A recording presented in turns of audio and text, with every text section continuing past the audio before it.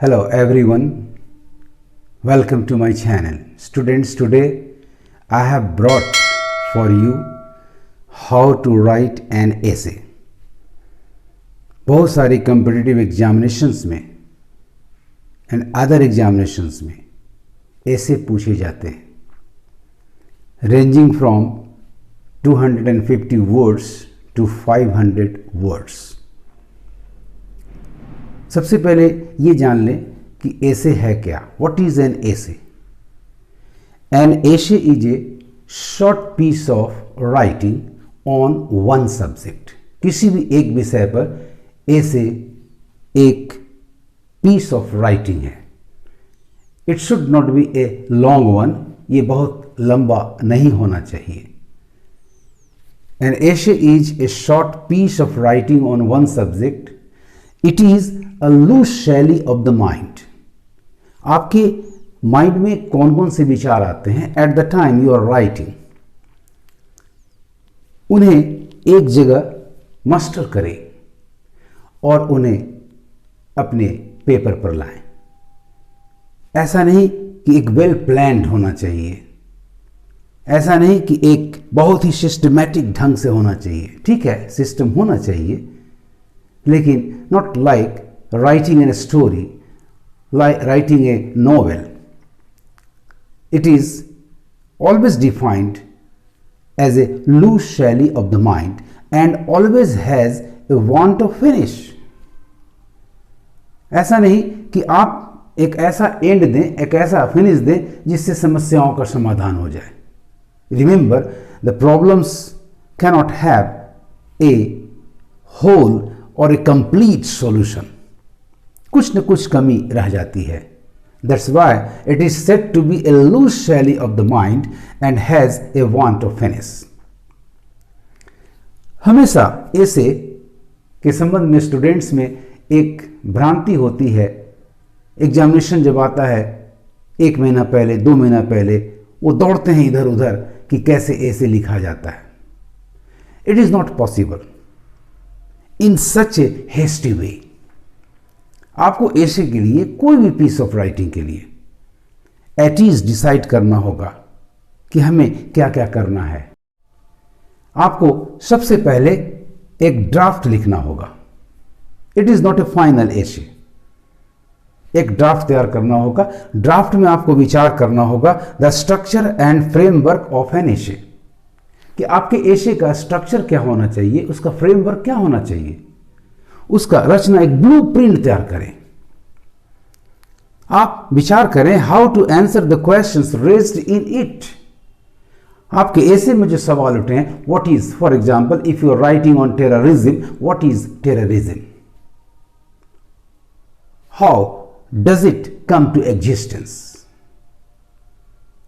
what are the reasons that our youngsters move towards it. इन सारे सवालों का जवाब आपको रेडी करना होगा. You have to think which evidence and examples you will use. आप किस एविडेंस और किस एग्जाम्पल, किन एग्जाम्पल्स को अपने ऐसे में इंक्लूड करना चाहते हैं, इस पर विचार करना होगा. How your arguments will be logically structured. आप जो भी आर्गुमेंट्स लेकर आते हैं अपने उस टॉपिक को लेकर, उन क्वेश्चंस को लेकर जिनको आप अपने एशे में रेज करना चाहते हैं, उन्हें कैसे लॉजिकल वे में, ऑर्डर में स्ट्रक्चर करेंगे. Remember, your first draft will not be your final एशे. आपका पहला जो खाका होगा, आपकी जो पहली राइटिंग होगी किसी टॉपिक पर, वो फाइनल एशे नहीं होगा. Think of it as a raw material. आप इसको एक रॉ मटेरियल के रूप में ट्रीट करें, which you will refine through editing and redrafting. यानी एग्जामिनेशन के जस्ट 1-2 महीना पहले यह संभव नहीं है. सबसे पहले आप ड्राफ्ट तैयार करेंगे, उसके बाद उसे आप एडिट करेंगे, उसके बाद रीड्राफ्ट करेंगे, फिर एडिट करेंगे, रीड्राफ्ट करेंगे. It will take some time. You will have to be patient while writing an essay.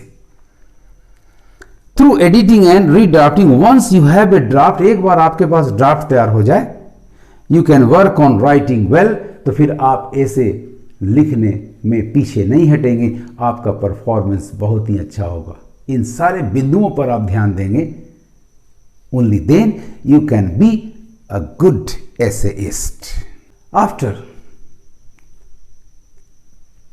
you have begun in a proper way by following the tips which I give you, structure your essay in the most effective way. अपने essay को एक ऐसा structure दें जो बहुत ही प्रभावशाली तरीके से आपके विचारों को, आपके आइडियाज को एक्सप्रेस कर सके। Structure your essay in the most effective way in order to communicate your ideas and answer the questions which you are to raise in your essay. It should include the following structure. Number one, the introduction. Your introduction moves from general to specific. सबसे पहले आप एक generalised वे का प्रयोग करें और तब उसे स्पेसिफिक पॉइंट पर ले जाएं, जिस विषय पर, जिस टॉपिक पर आप ऐसे लिख रहे हैं। दिस इज वेयर, यही वो तरीका है जहां आप open with a short orientation, आप एक शॉर्ट ओरिएंटेशन से शुरुआत करते हैं। कैसे? By introducing the topic area और topic areas with a general broad opening sentence or two. एक टॉपिकल सेंटेंस होना चाहिए जो बहुत ही इफेक्टिव ग्रिपिंग होना चाहिए, so that a reader, the moment one starts reading your essay, he is gripped to finish it.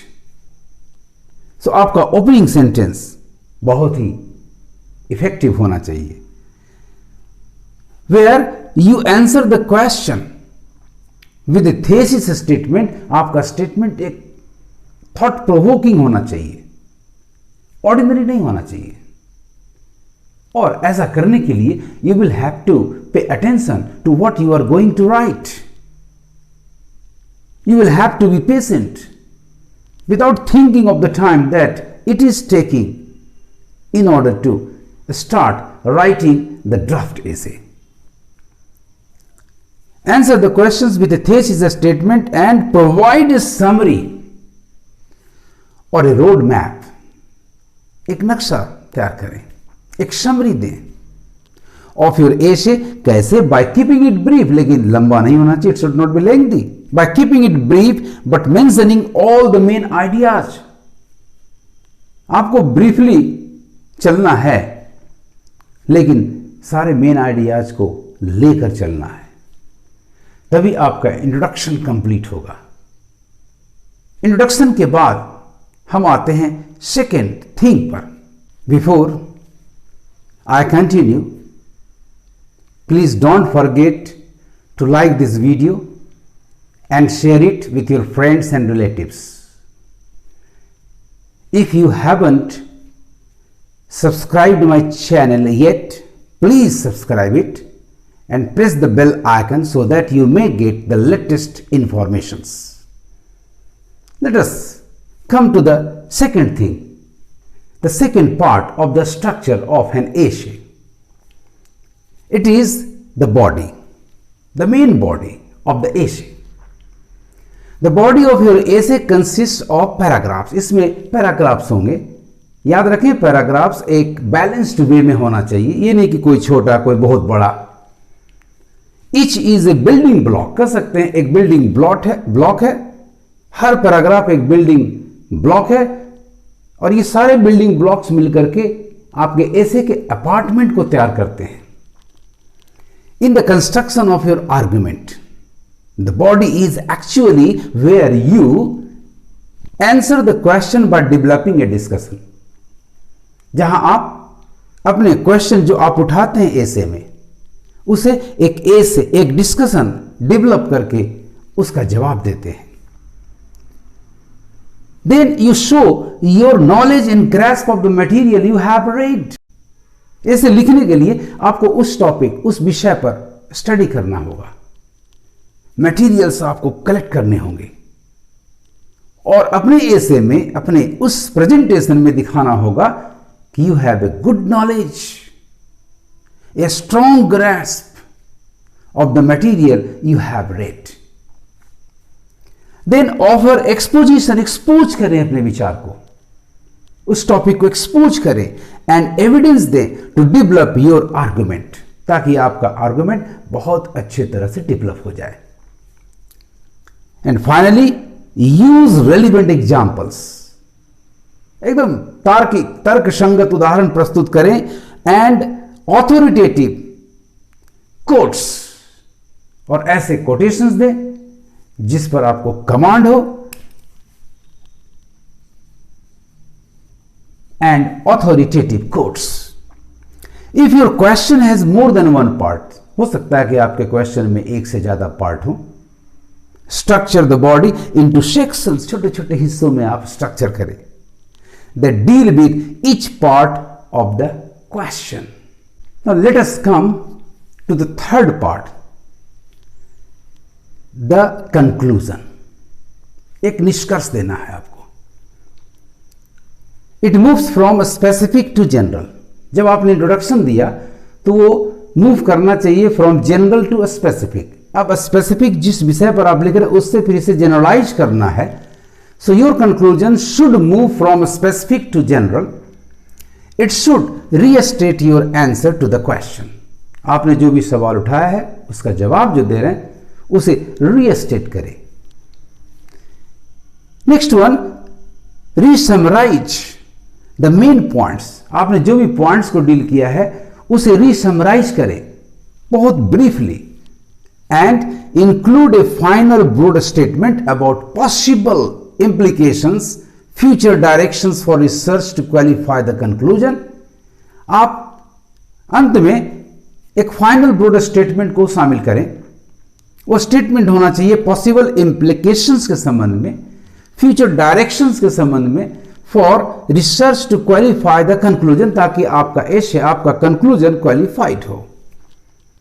However फिर भी never introduce new information और आइडियाज। कभी कंक्लूजन में नई जानकारी, नए विचार नहीं डालें। In the conclusion, its purpose, आपके कंक्लूजन का पर्पस है to round off your essay.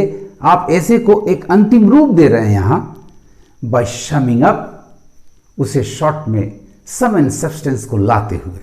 But always remember, आपका कंक्लूजन में थोड़ी कमी होनी चाहिए। It must have a want of finish.